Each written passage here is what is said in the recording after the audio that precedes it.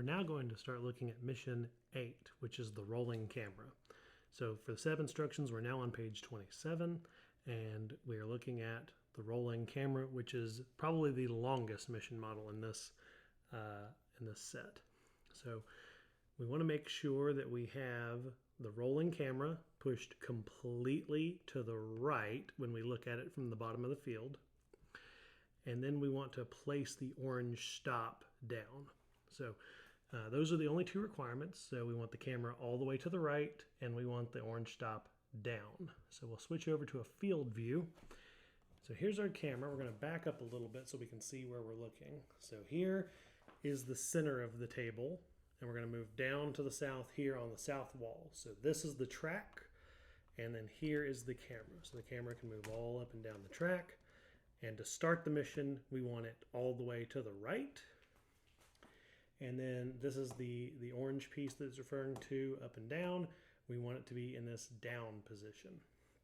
So I'm going to flip the camera so that we can get the opposite angle view and see what we're looking at.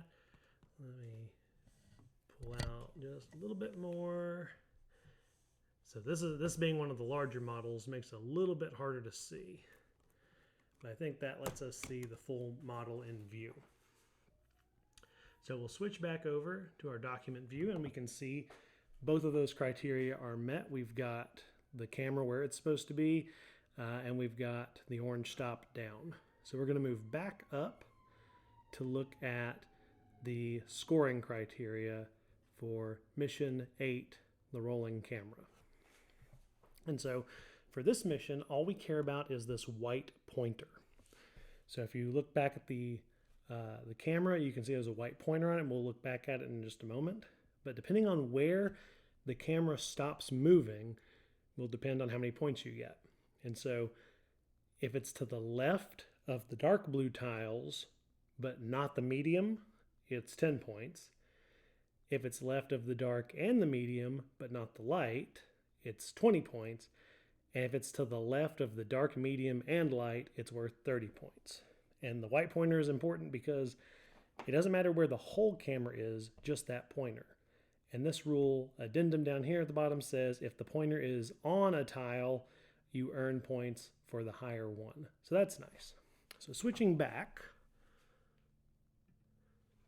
again, we can see our full track here. We're going to come back around and get the left-right view that they're referring to in the rules. So here's the camera, and there's one dark blue tile. There's another dark blue tile. There's another dark blue tile. Then we get to the medium blue tile, and then under the orange lever here is the light blue tile. So in this position, the camera would earn 0 points, 0, 0, 0, 0, and this is where we would get the 10 points because we are to the left of the dark blue tile, but we are to the right of the medium blue tile. And if we keep going, that is how we can get 20 points because now we are to the left of the medium blue tile, but we are still to the right of the light blue tile.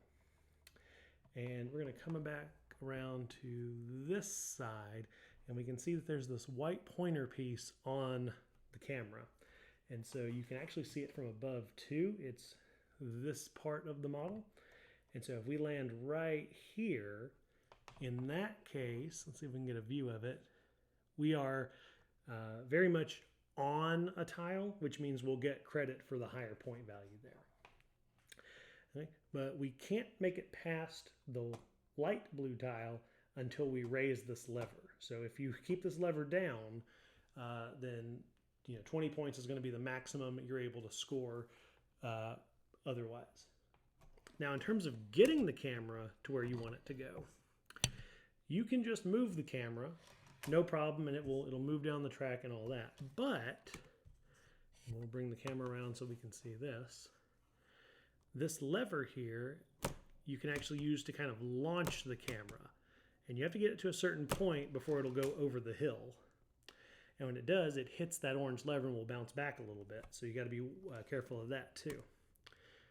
So in this case, you can get again, you can get past the dark blue tiles pretty well, but that orange piece does run the risk of bouncing it back so that you don't actually get the 20 points.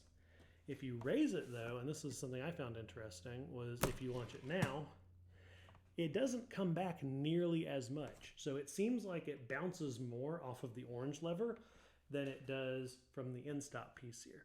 And that could be for a variety of reasons. Chief among them is probably some energy dissipation due to friction, so that it has less energy to bounce back with. It could also be that the end stop is less springy, quote, than the orange lever pieces. So those are some things to watch out for. So you can move the camera manually by the robot, or you can use this nice little lever that can launch a piece with some success, but it may not be consistent. So you may spend some time trying to get some consistency out of that. So in that case, I did bounce back just enough that that may not actually score anymore because I may be past the light blue piece. So if I try it again, we can see where it comes to.